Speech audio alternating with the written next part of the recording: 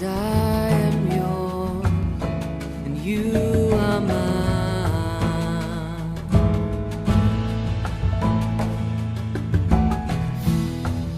'Cause I am yours, you are mine.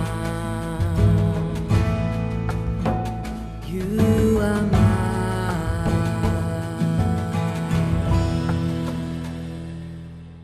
అపోస్తల కార్యములు 23వ అధ్యాయము మొదటి వచనం నుండి.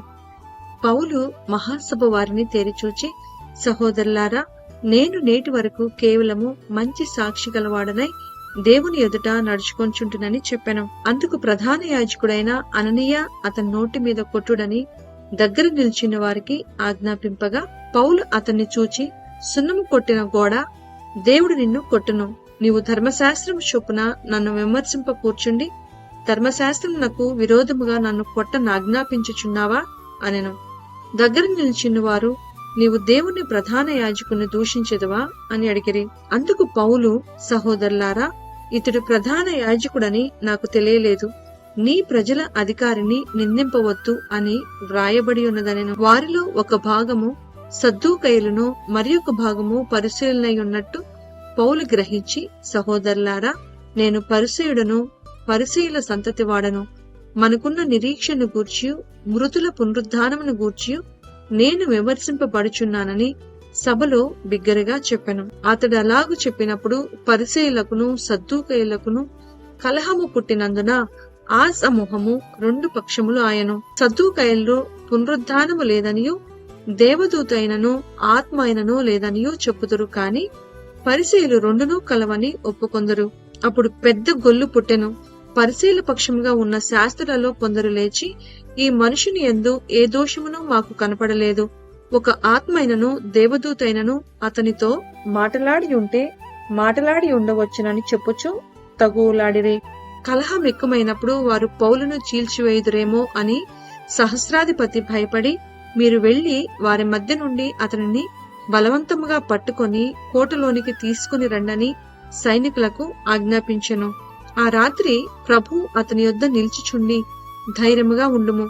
యెరూషలేములో నన్ను గూర్చి నీవేలాగు సాక్ష్యమిచ్చితివో అలాగున రోమాలో కూడా సాక్ష్యమివ్వవలసి ఉన్నదని చెప్పాను. ఉదయమైనప్పుడు యూదులు కట్టుకట్టి తాము పౌలును చంపు వరకు అన్నపానములు పుచ్చుకొనమని ఒట్టు పెట్టుకొనిరి. ఈ కుట్రలో చేరిన వారు 40 మంది కంటే ఎక్కువ. వారు ప్రధాన యాజకుల యొద్దకును పెద్దల యొద్దకును వచ్చి, మేము పౌలును చంపు వరకు ఏమియో రుచి చూడమని గట్టిగా ఒట్టు పెట్టుకుని ఉన్నాము. కాబట్టి మీరు మహాసభతో కలిసి అతనిని గూర్చి మరి పూర్తిగా విచారించి తెలుసుకొనబోవునట్టు అతనిని మీ యొద్దకు తీసుకుని రమ్మని సహస్రాధిపతితో మనవి చేయడి. అతడు దగ్గరికి రాకమునిపే మేమతన్ని చంపుటకు సిద్ధపడి ఉన్నామని చెప్పిరి. అయితే పౌలు మేనల్లుడు వారు పొంచి ఉన్నారని విని వచ్చి కోటలో ప్రవేశించి పౌలుకు ఆ సంగతి తెలిపెను. అప్పుడు పౌలు శతాధిపతులలో నొకనిని తన యొద్దకు పిలిచి, ఈ చిన్నవానిని సహస్రాధిపతి యొద్దకు తోడుకొని పొమ్ము, ఇతడు అతనితో ఒక మాట చెప్పుకొనవలెనని ఉన్నాడనెను. శతాధిపతి సహస్రాధిపతి యొద్దకు అతన్ని తోడుకొని పోయి, ఖైదీ అయిన పౌలు నన్ను పిలిచి నీతో ఒక మాట చెప్పుకొనవలనని ఉన్న ఈ పడుచువానిని నీ యొద్దకు తీసుకుని పొమ్మని నన్ను అడిగినని చెప్పాను. సహస్రాధిపతి అతని చేయి పట్టుకొని అవతలకు తీసుకుని పోయి, నీవు నాతో చెప్పుకొనవలనని ఉన్నదేమని ఒంటరిగా అడిగాను. అందుకతడు, నీవు పౌలుని గూర్చి సంపూర్తిగా విచారింపబోవునట్టు అతనిని రేపు మహాసభ యొద్దకు తీసుకుని రావాలనని నిన్ను వేడుకొనుటకు యూదులు కట్టుగట్టి ఉన్నారు. వారి మాటకు నీవు సమ్మతింపవద్దు. వారిలో 40 మంది కంటే ఎక్కువ మనుషులు అతని కొరకు పొంచియున్నారు. వారు అతని చంపు వరకు అన్నపానములు పుచ్చుకొనమని ఒట్టు పెట్టుకుని ఉన్నారు.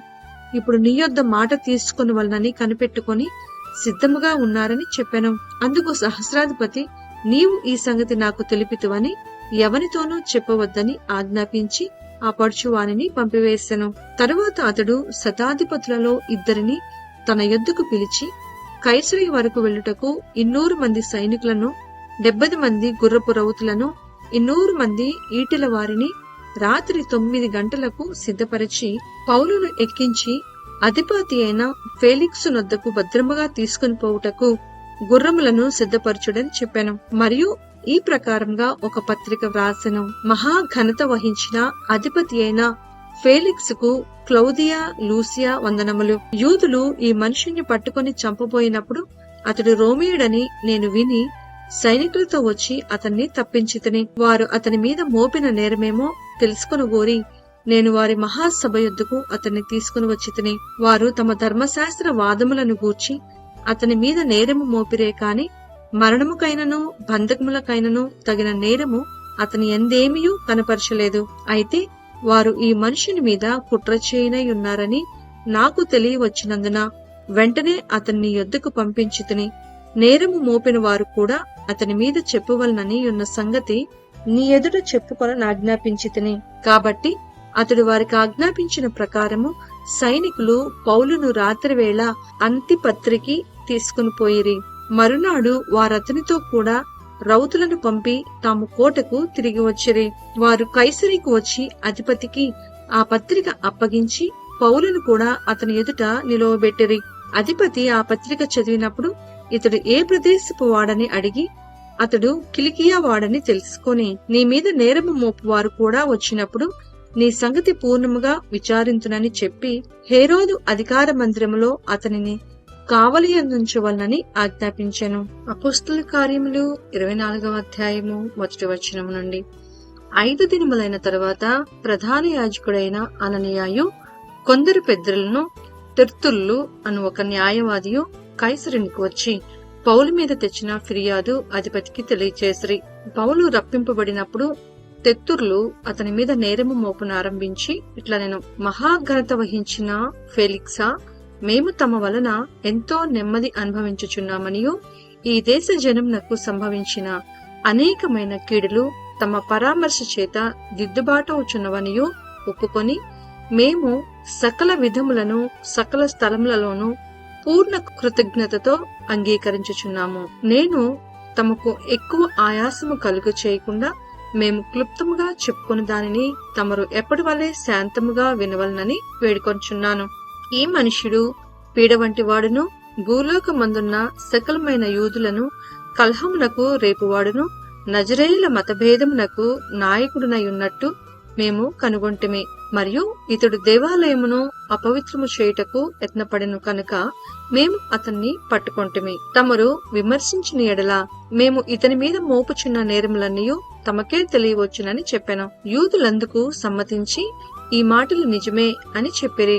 అప్పుడు అధిపతి మాట్లాడమని పౌలునకు సైగ చేయగా అతడిట్లనెను, తమరు బహు సంవత్సరముల నుండి ఈ జనమునకు న్యాయాధిపతులై ఉన్నారని ఎరిగి నేను ధైర్యముతో సమాధానము చెప్పుకొనుచున్నాను. యెరూషలేములో ఆరాధించుటకు నేను వెళ్లిన నాట నుండి 12 దినములు మాత్రమే అయినదని తమరు విచారించి తెలుసుకొనవచ్చును.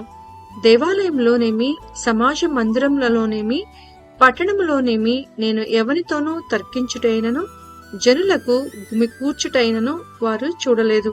మరియు వారు ఇప్పుడు నా మీద మోపు నేరములను తమరికి రుజువుపరచలేరు. ధర్మశాస్త్రమందును ప్రవక్తల గ్రంథముల యందును వ్రాయబడి ఉన్నవని నమ్మి నీతిమంతులకును అనీతిమంతులకును పునరుద్ధానము కలగబోచున్నదని వీరు నిరీక్షించుచున్నట్టు నేను కూడా దేవుని యందు నిరీక్షించి వారు మతభేదమని పేరు పెట్టు ఈ మార్గము చొప్పున నా పితరుల దేవుణ్ణి సేవించుచున్నానని తమరి ఎదుట ఒప్పుకొనుచున్నాను. ఈ విధమున నేనును దేవుని ఎడలను మనుషుల ఎడలను ఎల్లప్పుడూ నా మనస్సాక్షి నిర్దోషమైనదిగా ఉండునట్లు అభ్యాసము చేసుకొంచున్నాను. కొన్ని సంవత్సరములైన తరువాత నేను నా స్వజనులకు దాన ద్రవ్యములను కానుకలను అప్పగించుటకు వచ్చితిని. నేను శుద్ధి చేసుకున్న వాడనై ఈలాగు అప్పగించుచుండగా వారు దేవాలయంలో నన్ను చూచిరి. నేను గుంపు కూర్చి ఉండలేదు, నా వలన అల్లరి కాలేదు. ఆసియా నుండి వచ్చిన కొందరు యూదులు ఉండిరి. నా మీద వారికేమైనా ఉన్న ఎడల వారే తమరి సన్నిధికి వచ్చి నా మీద నేరము మోపవలసి ఉండెను. లేదా నేను మహాసభ ఎదుట నిలిచి ఉన్నప్పుడు మృతుల పునరుద్ధానమును గూర్చి నేడు వారి ఎదుట విమర్శింపబడుచున్నానని వారి మధ్య నిలువబడి నేను బిగ్గరగా చెప్పిన ఈ యొక్క మాట విషయమై తప్ప నా యందు మరి ఏ నేరమైనను వీరు కనుగొని ఉంటే వీరైనా చెప్పవచ్చునెను. ఫేలిక్సు ఈ మార్గమును గూర్చి బాగుగా ఎరిగినవాడై సహస్రాధిపతి అయిన లూసియా వచ్చినప్పుడు మీ సంగతి నేను విచారించి తెలుసుకుందునని చెప్పి విమర్శ నిలుపుచేసెను. మరియు అతని విడిగా కావలిలో ఉంచి అతనికి పరిచారం చేయుటకు అతని స్వజనులలో ఎవరినీ ఆటంకపరచకూడదని శతాధిపతికి ఆజ్ఞాపించెను. కొన్ని దినములైన తర్వాత ఫేలిక్సు యూదురాలైన ద్రుసిల్లా అను తన భార్యతో కూడా వచ్చి పౌలును పిలిపించి క్రీస్తు యేసునందలి విశ్వాసమును గూర్చి అతడు బోధింపగా వినెను.